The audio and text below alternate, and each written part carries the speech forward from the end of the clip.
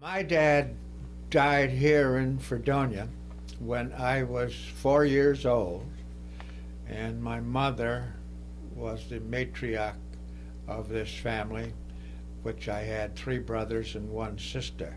I was the youngest, and I was the only one born here in Fredonia.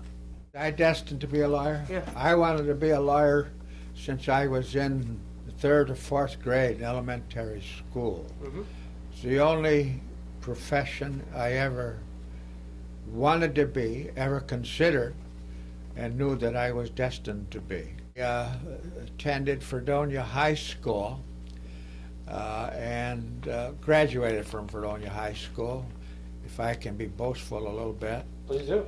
I was the president of the class, and the teacher was my future mother-in-law, Bessie Clark Hanniser.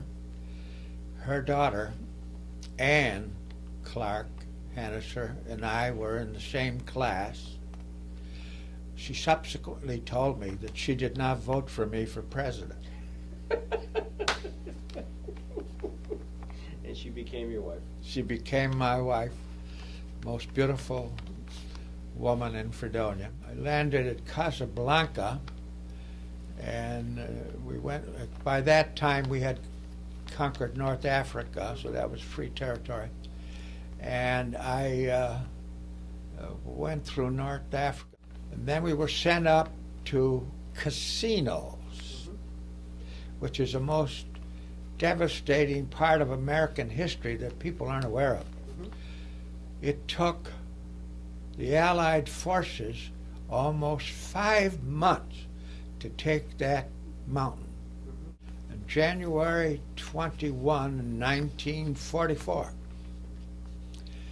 And the Germans, of course, observed all of that and let us cross the river on the pontoon bridges, and then they blew them off.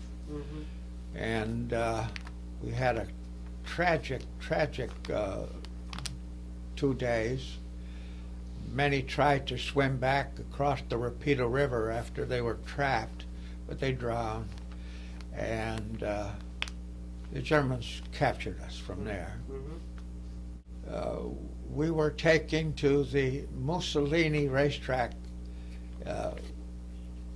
in that area and put on these cattle cars and moved into Germany.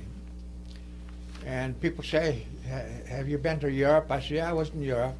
And you been to Rome? Oh yeah, I've been to Rome. I saw Rome through a little slit in the cattle car because we were all standing. You couldn't sit. We were just standing. And that's my response. Have you been to Rome? Yeah, I've seen it from a distance.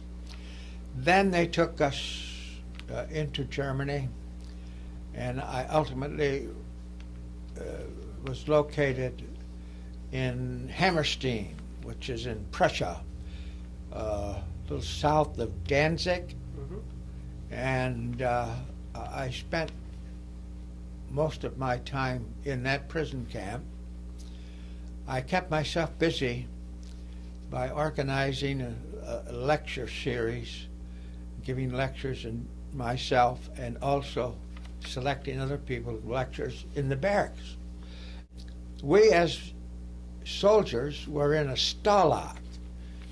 By the way, how did they treat you at the camps? The Germans treated us reasonably well. We were, of course, under the auspices of the Geneva Convention. I had no idea what the Geneva Convention was, but I got a hold of it. And I became somewhat of an authority on it, and I could advise the camp commander, who was, ironically, a Jewish man from Brooklyn, Galler, G-A-L-L-E, his name was, and I could advise him as to our rights as prisoners of war. And that, of course, gave me a little status in the community as a new arrival. And the Germans treated us reasonably well. Now, when you were at the prison camps, was labor involved? Did they have you? Not me personally, because I was part of this group who, the administration, the Galler had this on people who, but the other men went on a work party. How did Jim Sommer enter into your life? Jim Sommer entering my life was the best thing, except for my marriage, that ever happened to me. Jim Sommer lived out west in Ohio. He attended Notre Dame University, cum laude. He was a brilliant student. Ken Glines, his senior partner, used to vacation out in Tucson, and he was well acquainted with the dean of the All School.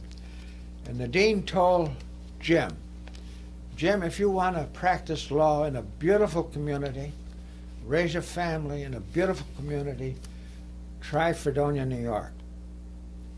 And Jim did.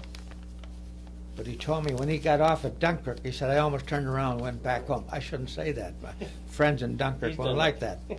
But anyway, he came to Fredonia and talked to me.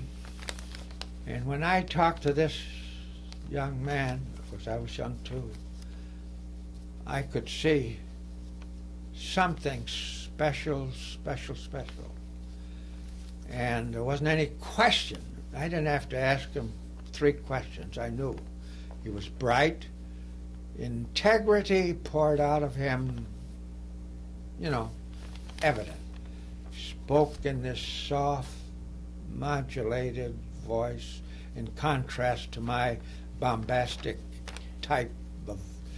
I never needed a microphone when I spoke. They could hear me all over. But Jim was so subdued, so quiet. And there wasn't any question. And he's been profound influence in my life for the good. We had a relationship that was, how can you describe it? When circumstances, he came to join the firm, and circumstances developed with Mr. Glines and made it impossible for us to continue. And he and I formed our own firm. And I said, we had no written agreement. We didn't even have a handshake. We just moved to 11 East Main Street. And the rest of the story is part of the magnificent history of Fredonia. Jim Sommer's contribution to this community. You and I, your car is parked in the parking lot right now behind Main Street. The parking lot, East and West Main Street, is the product of James A. Sommer, exclusively, and nobody else can get the credit. Jim conceived and executed the evolution and building of that parking lot. And that was the salvation of the heart of Fredonia. Clientele, boom. I'd say man had a problem with tax work.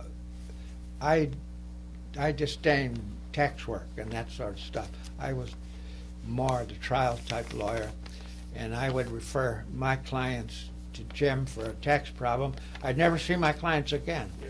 They were, I want to see Jim Sommer. Yeah. That pleased me. Yeah. I was pleased.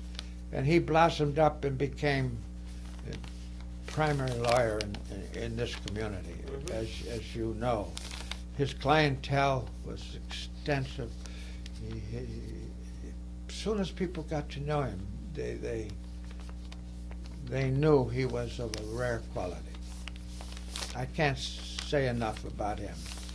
He cheered when he spoke about me. I cheer if I speak about him. It just was that close relationship,